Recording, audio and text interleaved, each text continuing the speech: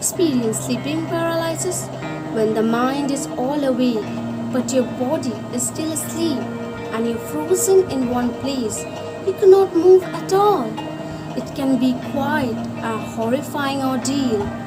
But it's just all in our head. Or is it?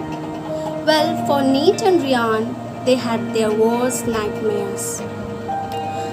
It was Ryan and Nate's first time coming at Anawanjan Cove with no electricity or cell reception. It was the perfect place to unplug and reconnect with nature after their hectic work week.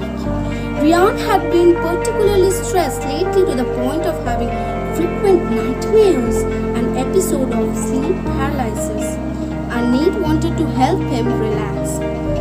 The core was pretty busiest tourist spot, but luckily they were able to find a spot that at least felt somewhat isolated. Ryan chopped down some very short trees for firewood. Just as the sun went down, they built a fire, laid out some blankets, and cracked open some beers. Nate had already reached weekend mode. Ryan was far behind. Ryan, take a deep breath. Be in the moment. Worrying about the budget right now isn't going to change anything, said Nate. Yeah, I know. It's just hard for me to disconnect. That's why we need to do this more often. The two friends clinked their bottles and cheered to a relaxing weekend. 2 beers turned into 4, which eventually turned into 10. Ryan and Nate were now completely passed out on the forest floor, head to head. Sometime in the middle of the night, Ryan woke up with a grasp. He felt like he was suffocating.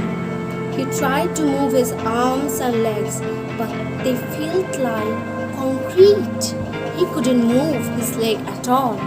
Fortunately, this wasn't the first time he had experienced this.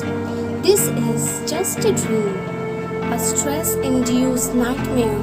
Ryan tried to reassure himself. Just try to wake yourself up. As Ryan laid there, he directed all his focus on moving his hand. Just an inch would be enough, but it would not budge. You are not in any real danger.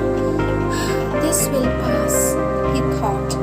He could hear his breath getting shallower and shallower as the pressure on his chest increased, and that's when he heard him. The breath of someone else. Although he wasn't able to move his eyes, he shifted his focus downwards towards his chest. In his peripheral vision, he could vaguely make out what appeared to be a bad 300-pound person sitting on his chest. That had never happened before in any of his nightmares.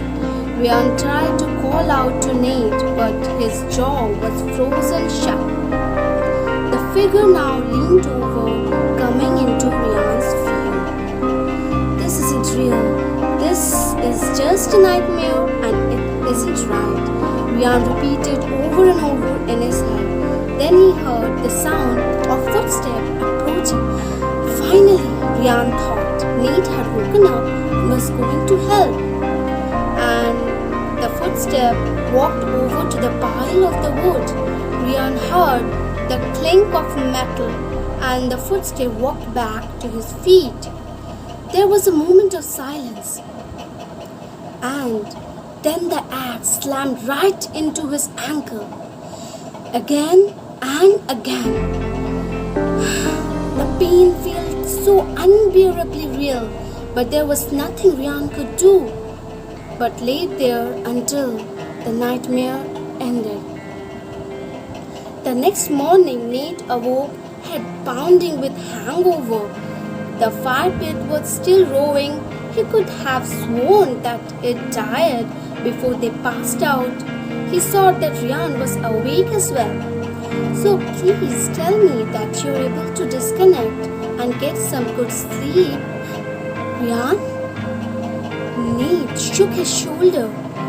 Ryan's eyes were wide awake, but he wasn't moving at all. It stood up in a panic and saw why. With fear-filled eyes, he looked back at the fire. There in the pit were Yearn's missing